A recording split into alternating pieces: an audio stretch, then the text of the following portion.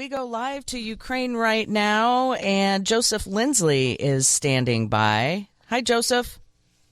Wendy, good afternoon to you from Lviv. The morning started unpleasantly. Yes. The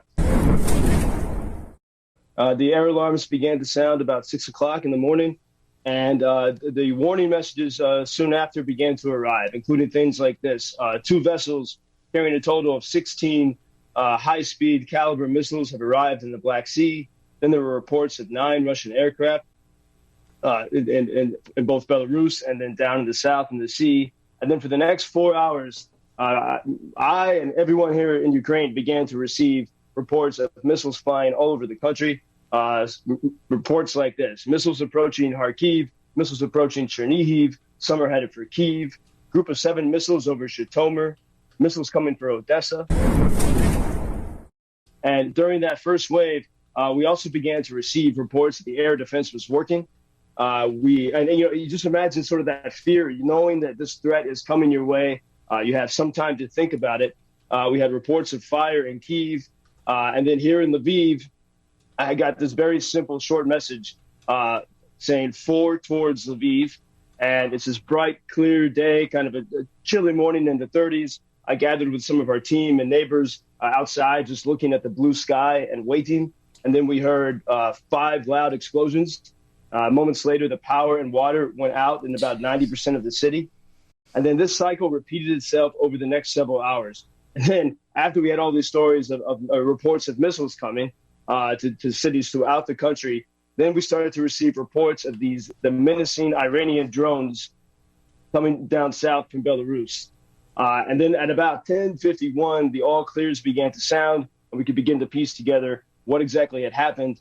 The Kharkiv region and city were hit, critical infrastructure. So there were problems with electricity. The metro stopped. But beyond that, overall, it seems the air defense worked incredibly well. 17 rockets were detected in the Kyiv Oblast and the Kyiv city. All 16 of those were destroyed by air defense. But as a result, the air defense blows up the missiles before they hit the population centers. So as a result, some fragments hit private houses and a car, and it seems that there were some injuries. And then in the city of Ivano-Frankivsk, here in the west part of Ukraine, the air defense generally worked, but one rocket landed inside a house. I saw a photograph of this massive rocket, worth tons of money inside a little house. But fortunately, no one was hurt.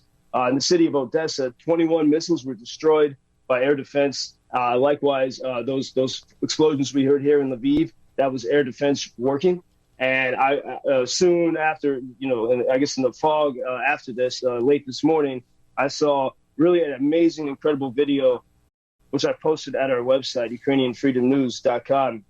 You can see a Russian high-caliber missile flying overhead, and there you see the Ukrainian soldiers, one of them who shoots down the missile, and to hear the joy, the sheer joy of the Ukrainian soldiers as they hit the target, as they prevented this missile from hitting a city, from killing civilians. It's a beautiful thing to witness, this 15-second video. And almost in that joy, it's like the same type of cheers you would hear, winning a football championship or a baseball game as a kid.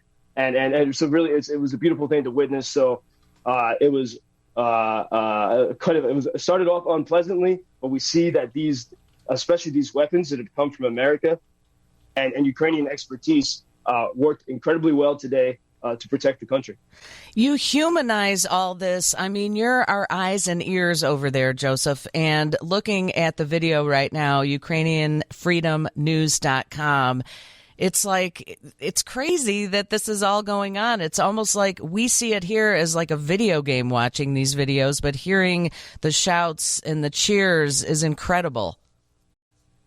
Yeah, you see the real emotions of it, and people who are working hard, with the air defense, it requires a lot of human intelligence. I mean, air defense in Israel, for example, it's a smaller territory, and so it's really more automated. But here it requires people paying attention every second, and so we see that, and that's why it was a well-earned victory there for those particular soldiers who shot down that missile. But throughout the country, I think there might have been 120 rockets launched. So Russia spent a lot of resources for this attack today, and it's a great Ukrainian success. Yesterday, I met with some people from Latvia, which is one of the Baltic countries that was once controlled by the Soviets. There were motorcyclists from Latvia, and they came to help Ukrainian soldiers. They brought 3 busloads of gear and supplies, and so I had a conversation with them, and they they understand this because they're so close to it and because they've lived under the threat. And so we talked about it. I guess the main question to me was, and this might sound strange to Americans, but they said, why won't America give more help? We hear all the reports of how much money it is, but the people who are very close to it say, if there was more help, this victory could be, and peace could be achieved much more quickly. And I think that's, so yes, those who are far away, through social media, we can understand it. But I think those who are close to the threat, those who know, how Russia has been a tyrannical menace going back to Soviet times and even before, they looking at these successes today, the more and better weapons that come to Ukraine, the more Russia can be stopped. What time did this happen this morning, where this massive rocket attack? Was it still dark out? Yeah, it was when the alarms went off at first. It was still dark. It was a little bit after 6. It doesn't get the sun doesn't come up till about 7. So it was from 6 to 11 in the morning. This period of knowing that it was scary because all indicate. We knew how many rockets were coming. We knew it would be at least 100. And imagine the pressure if you're the air defense guys, if you're the soldiers in the fields, knowing that it's up to you to protect Ukrainian cities. And it was quite an intense morning. I think but we do see. Not only it's a great equipment, but the military is. As they get through this war, I think they have to be among the best fighters in the world through practice, through these daily victories. Was this one of the largest attacks that you've experienced? Yes, because I think back to that scary day of October 10th, which was at that point the largest, most coordinated Russian attack on Ukraine, and that was a little over half the number of the missiles that were directed to Ukraine today. But it's amazing again how you get used to it. That day was so scary and intense, and now this is almost twice as much today. Not only you get used to it, sort of the people get used to it emotionally, but then the military is able to respond much better. But yeah, it's hard to believe that this is twice as much as it's been before. It's quite difficult. That's amazing. And what about the power that's been knocked out? We're getting reports like 40% of the... Yes, it varies. In some cases, as the missiles were heading to Ukrainian cities, to protect the power grid, they turn it off. They shut the power off. And so a lot of that was precautionary. And it's like I have power now as of about 2 hours ago. So it's starting to come on. But then even within that context, we have the continual rolling blackouts because the power grid is so weakened from these months of attacks. So we still have rolling blackouts, and many people, you have at least a minimum of 4-hour blocks, sometimes twice a day with no power. I was talking with my friend Svetlana, and she said her kids actually love the blackouts. She said, well, first they actually do their homework. They can't be on their devices. But she said they love it because they make up games and they're creative with it. And so they know why. They know it's because they're being attacked, but they're able to find a joy in this the coziness of being in the darkness. And so another sign of Ukrainian resilience. Well, that's just it. The spirit of the Ukrainian people just amazes me because kids should not be living through this. This is crazy.